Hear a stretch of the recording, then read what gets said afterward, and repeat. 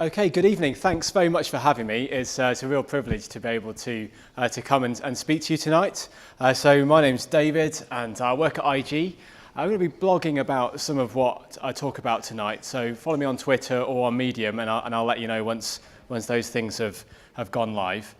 I work at IG and we are a global provider for retail trading. So we provide web and mobile platforms for retail customers to be able to trade on the stock market through a variety of different kind of trading products.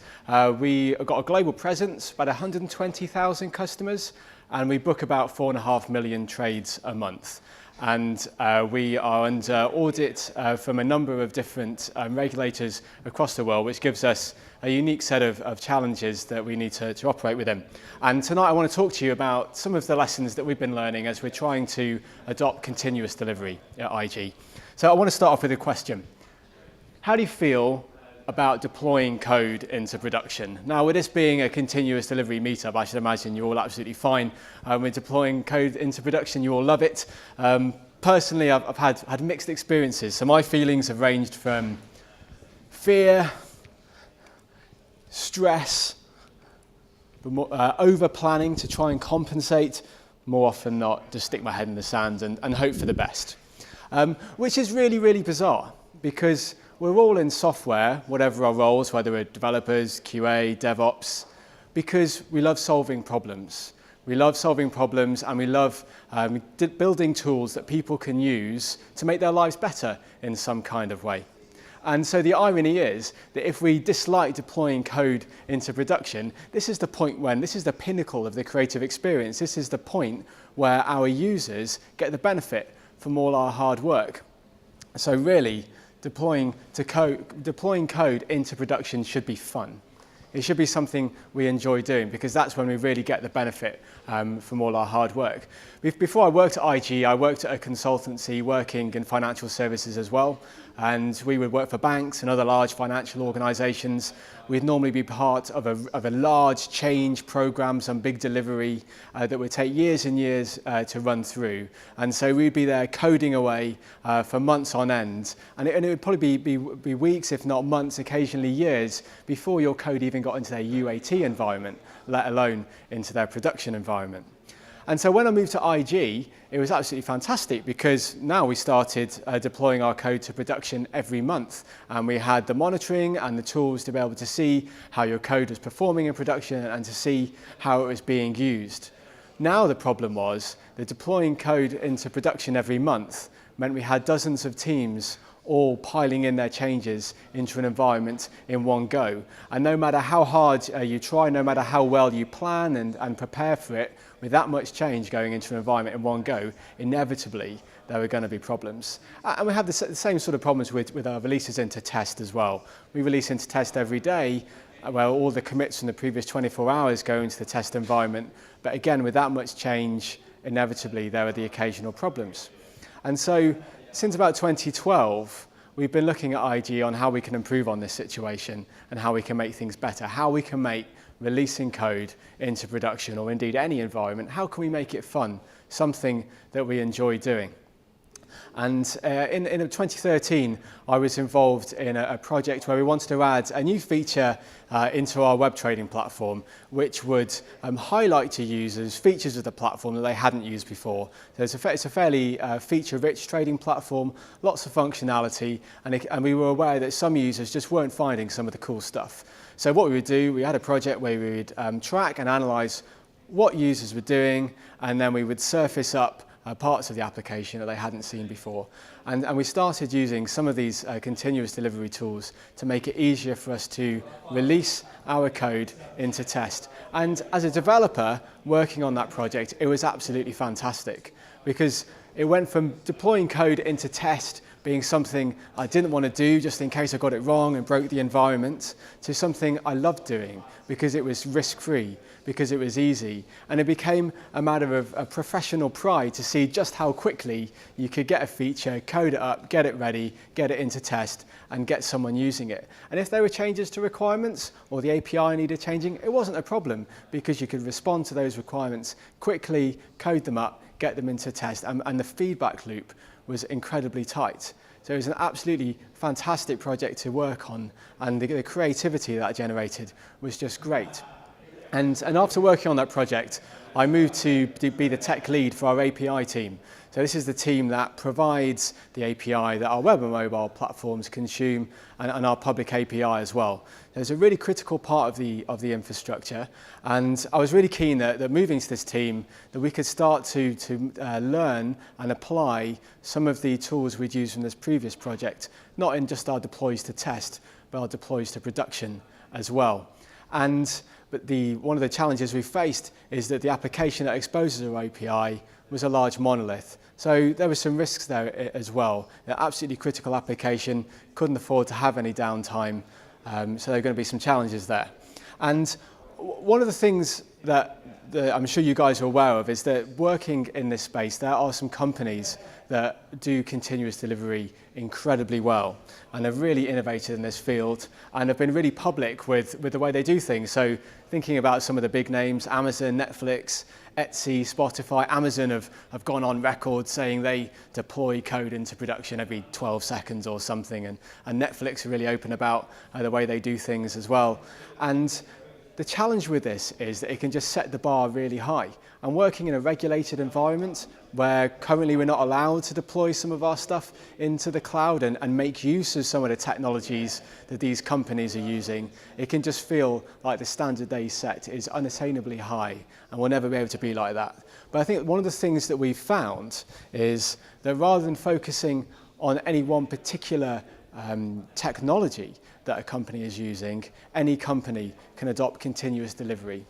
Because it's not the technology that you're using that matters, it's the principles behind the practice that matters. And if we focus on the principles of continuous delivery, rather than a particular technological approach, then any company, no matter what situation we find ourselves in, no matter technology stack we're operating on or whatever regulatory environment we have to work within, any company can get benefit from some of these principles. So we've been trying to focus on some of the some core principles of continuous delivery. We've been trying to work on separating deployments of our applications from the release of functionality in the new version of that application. We've been trying to automate everything. We've been trying to rely on our tests. And we've been trying to ensure that every commit that we make into master is treated as a release candidate. Prior to that, we would code away for 2 weeks, 4 weeks, and then at the end of a period of time, you branch into UAT, and that becomes your release candidate, and you stabilize that, and then deploy it to production. And we're trying to move to a point where every time we make a merge into master, we treat that as an RC. So I'm going to talk to you a bit about how we've implemented that. So the first principle is separating the deployment of an application from the release of new functionality. So those two things is where there is risk. When you deploy an application, there's risk. Is it going to start up? Is it going to integrate with the environment well? And when you switch on new functionality, there's risk as well. Is the functionality going to do what you expected? Have you introduced a backwards incompatible change? That kind of thing. So we want to separate those two risky activities and build confidence in both of them before we serve live traffic. Now, there are loads of different ways that you can do that, and the approach that we've gone for is to use a technique called blue-green deploys. So we deploy our applications into a cluster. And what we decided to do is to mirror that cluster. And so that cluster now has two halves. There's a light half and there's a dark half, or blue and green in this diagram.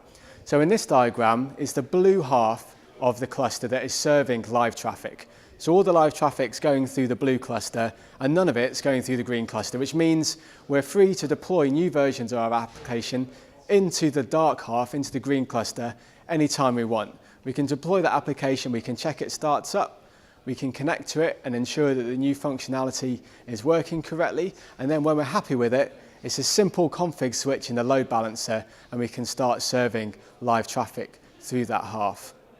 And if we do find, once we're serving live traffic, that there's a problem, it's really easy for us to flip back. So that's how we're separating our deployments of new applications from the release of functionality.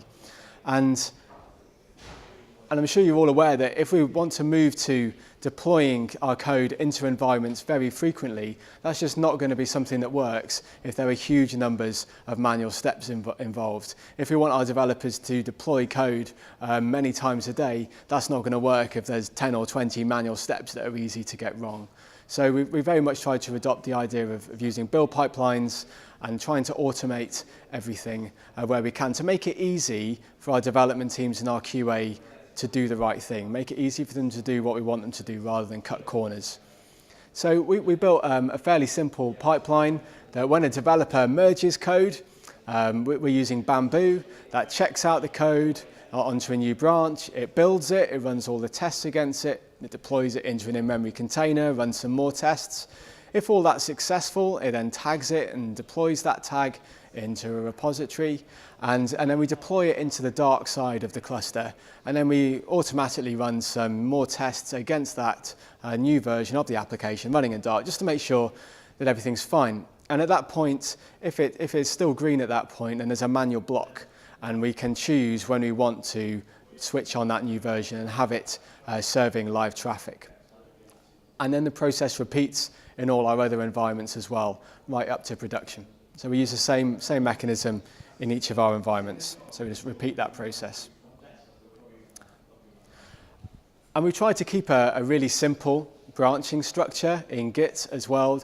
One of the principles we try to adopt is to make sure that we're seeing every time we merge to master, we treat that as a release candidate and get away from this idea of sitting with your headphones on for 4 weeks, coding into test, chuck it into UAT after that and deal with any bugs at that point. We're really trying to get away from that. So I'm sure it's a fairly common pattern you've probably seen before. We would create a feature branch to work on the new area of functionality. Guys would commit against that, and then when they're ready, they'd raise a pull request. The rest of the team give their kind and constructive comments on that code, and at the right point, that's merged back into master, and at that point, the Bamboo plan kicks in. So we try and keep a really simple branching structure that makes it very easy, but once a feature is complete, that we can get that out into prod.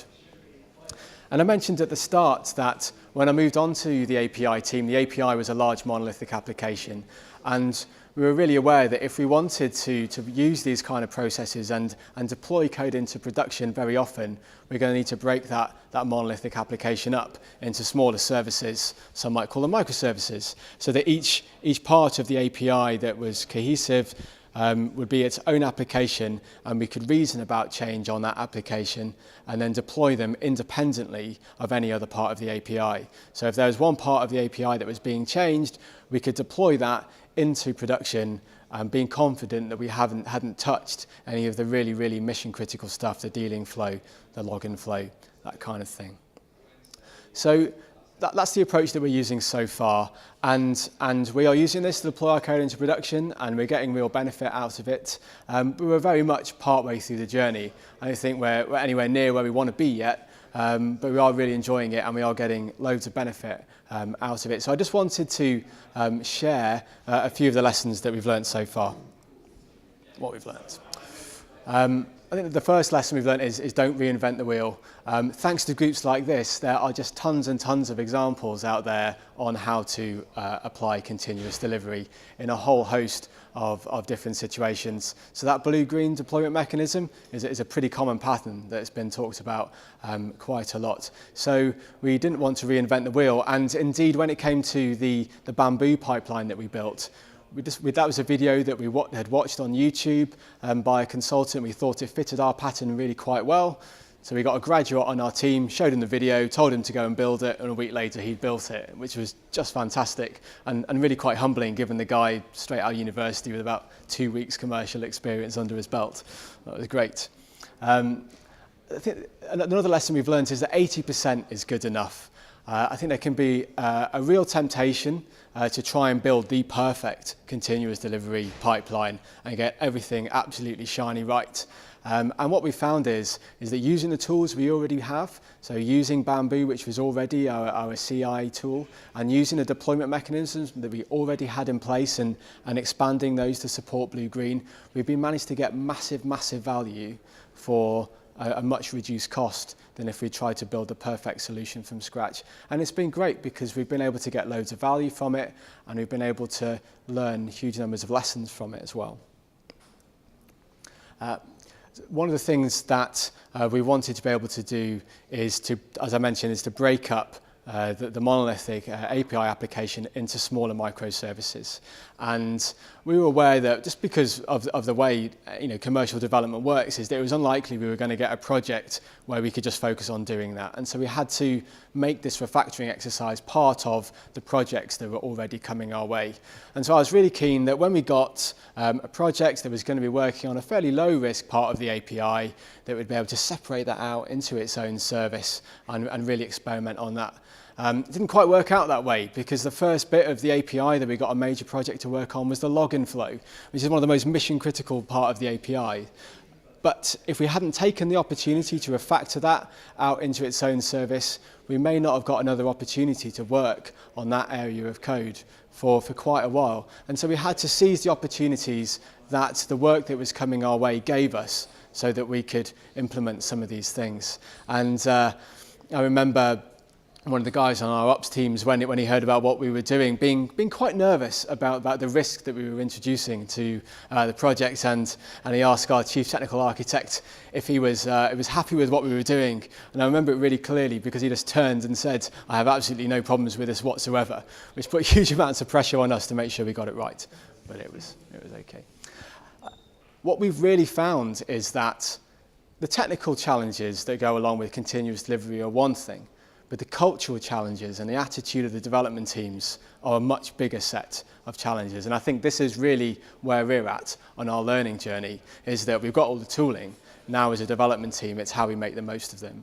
And gone are the days when you can just give a developer a spec, let them put their headphones on and code away for 4 weeks and deal with all the bugs in a manual regression period.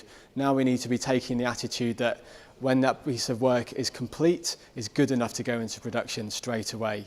And so we found that the maturity of the developers, the maturity of our QA engineers, and the maturity of our project management teams is absolutely critical to the success of this, and probably more so than the technical tools that we're using. When we started working on the proof of concept pipelines and tools that we were going to use, when we started demoing them to other people in the company, one of the things that they were nervous about was suddenly all this complexity that we were putting in to the pipeline compared to what we had previously. And one of the things that made it easier for them to accept that this was a tool ready for the enterprise was that all the scripts and everything that backed the pipelines were all stored in Git. So they were backed by version control. So all of the bamboo plans that we were building were just copies of each other, all backed by the same logic stored in one place. So any bug fixes to that logic could be shared by all these plans. So by thinking about these kinds of things and building in scalability right from the start, even when you're just at a proof of concept stage, makes it much easier to roll out when you need to. What I've shared this evening is about 3 years' work, all compressed into 25 minutes. And what we found at the start was that we started experimenting with these tools with 1 or 2 applications just in test. And it seemed to take us ages before we got to the point where we could really get the benefit in a production environment. But what we found now is that the takeoff has just been incredible, that as we've been talking more and more about what we're doing, other teams in the company are taking advantage of it as well. And within our own teams, the adoption is increasing and increasing, and the developers are really seeing the benefit of it. And we're really able to deliver projects into production much faster than we were. So I think oftentimes when you start this kind of change, it can feel like you're getting nowhere, that you're making very little progress, and is the effort really worth it? But the growth is exponential, so just to encourage you on that. Working in a regulated environment, there's a reasonable amount, if not quite a lot, of bureaucracy associated with getting changes into a live environment. And there are good reasons behind that. And working in the financial services sector, those things are not going to go away. And it seems like the more countries you operate in, the worse it gets, because you have more auditors to comply with. And what we found is that if we just accept the fact that this bureaucracy is not going to go away, but actually embrace the bureaucracy and try and improve the process, then we can really make headway with that. So one of the things that we've been trying to do is that there's a reasonable amount of paperwork every time you want to deploy something into production, and that stuff all needs authorizing and approving. So we try to automate that as well. So we've built internal applications that look at what you're about to deploy, work out all the changes between what you're about to deploy and what's in production, and automatically generate that paperwork as well. And just to make it fun, we built it in Clojure as well. So it's a good learning opportunity. Oftentimes, there can be a tendency when you've found something that works to go and talk to senior management about it and say, you really need to roll this out across all the other teams. And we really haven't gone down that path at all. What we've done is talked an awful lot about what we've done and shared with other teams the journey that we've been on so far. And we've been really honest. We've shared the problems that we've been trying to solve, the things that have worked, the things that haven't, the challenges we face by trying to adopt continuous delivery in the way we work. And what we found is that just team after team has just been really, really interested in what we're doing. And I really wish we documented it better, because we just have the same conversations over and over again. And it just makes me think if we'd written it down, then they'd have something better to refer to. But just the power of evangelism, the power of just being passionate about what you're doing, about sharing your experiences, about being honest, not trying to sell it, but just being honest is just really, really effective. So thank you so much for giving me the time to come and talk to you tonight. It's been absolutely fantastic. I don't know if you've got time for questions now. Yeah. But I'd love to hear from your experiences as well. So definitely be going to the pub afterwards. So I'd really love to hear from you guys. But now, does anyone have any questions?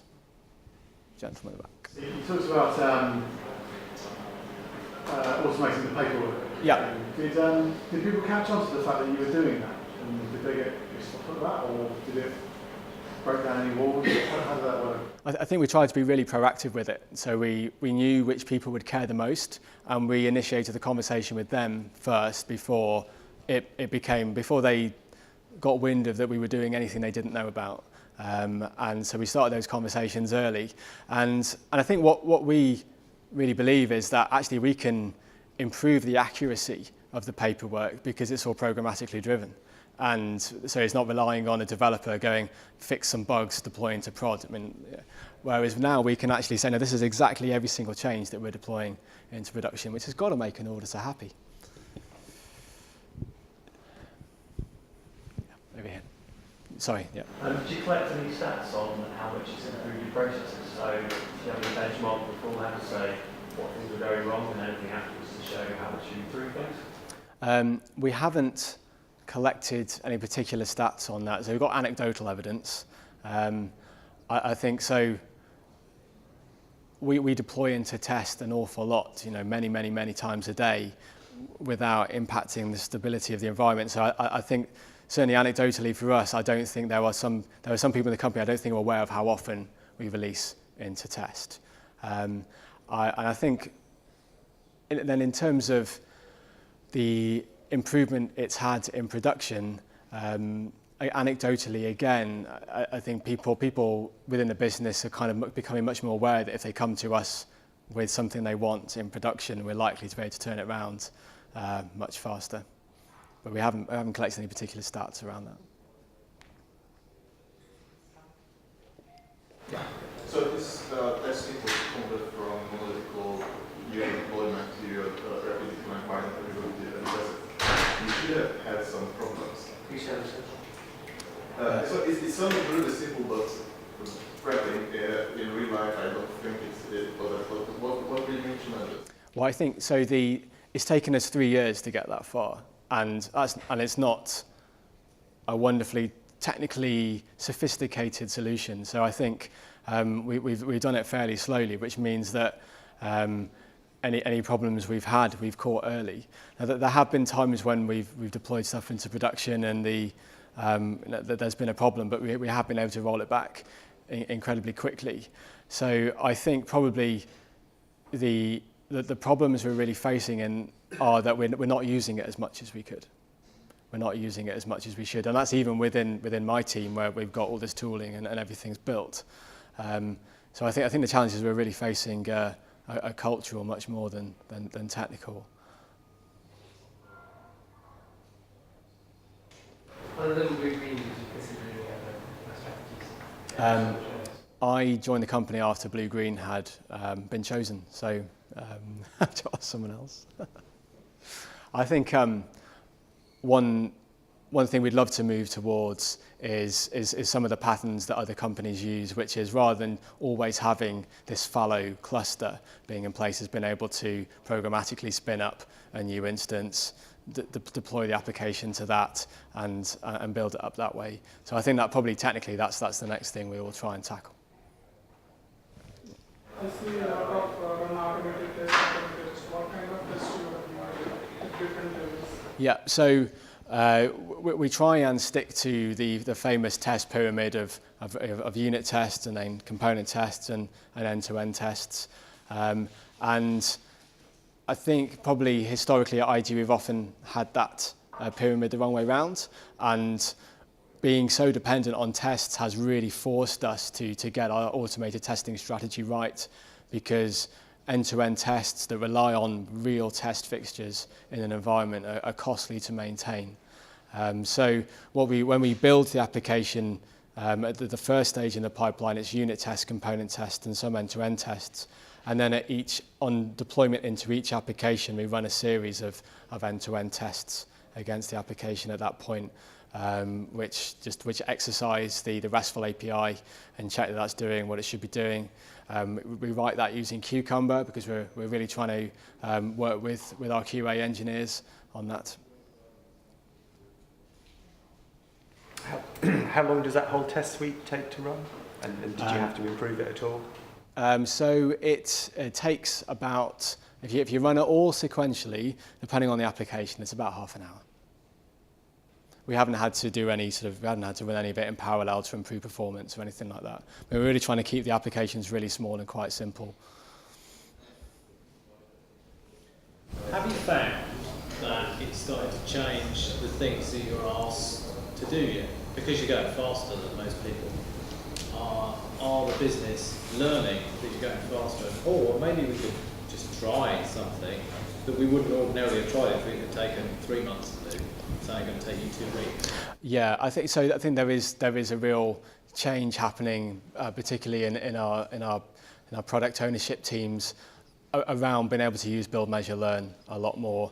But I think probably a bigger change than that we're seeing is the idea that we don't have to get a product completely right when we launch it, that we can get it good enough to go, and then 80% right, and then iterate on that. And that's I think that's a real mind shift change for people, because the quality of what we deliver is really important to us. And so traditionally we've really focused on getting it really polished, whereas I think there's realization that if we can get something to production live earlier, we can really capitalize on that.